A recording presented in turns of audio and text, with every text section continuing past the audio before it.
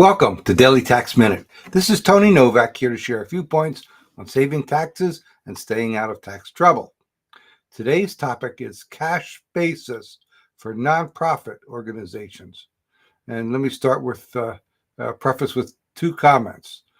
One is that a Treasury filing, an IRS filing for a nonprofit, it's not a tax return per se. In other words, I'm talking about the information return here, which is some form of a 990 usually, and so that's what we're talking about, an annual return filed by most nonprofit organizations is called a 990. Not technically not a tax return per se, but just an information filing.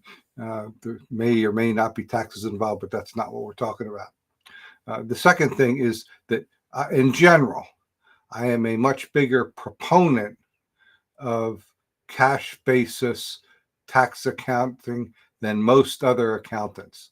I have a strong belief that it's better for us as small business people, including small nonprofits, to give the government the least amount of information as we are legally required to do.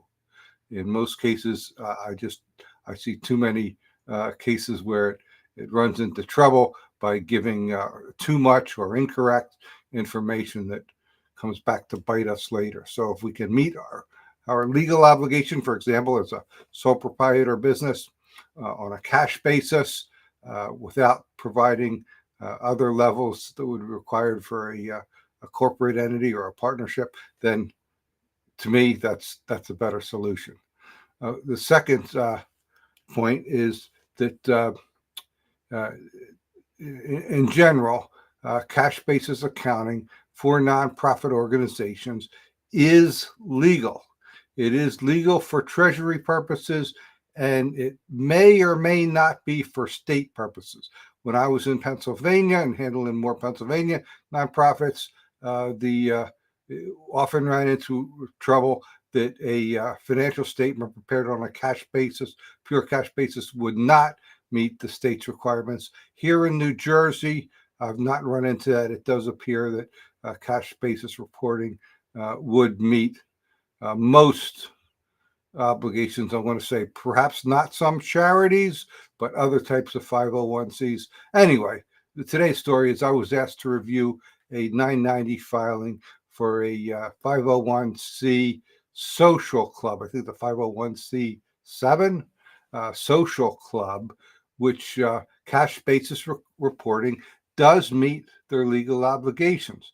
So it's great. They're tracking all of the cash coming in and able to report in an information return, which means for the public and for their members, all the cash that's going out. That's a great start.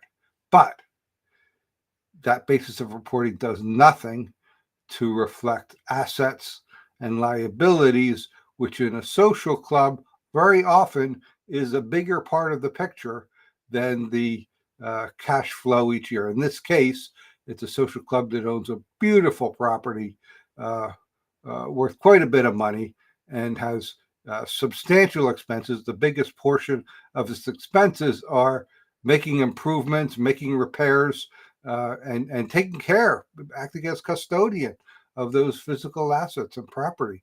And that's not recorded at all. So the public and the members have no way of knowing if we're heading in the right direction or heading in the wrong direction or what's going on. So in this case, while I reviewed the filing and said it's perfectly legit, perfectly legal, the information in there meets requirements, I'm going to propose that over the next 6 months that they transition their basis of accounting to modified cash basis to include tracking of assets and liability accounts to provide better information for their members and management decisions. As always, if you have any thoughts or comments on this topic, I'd love to hear on social media. That's the purpose of putting this out on social media. But if you want to talk with me one-on-one about your individual situation privately, that's welcome. Also, find me at taxproblems.cpa and click the Let's Talk button.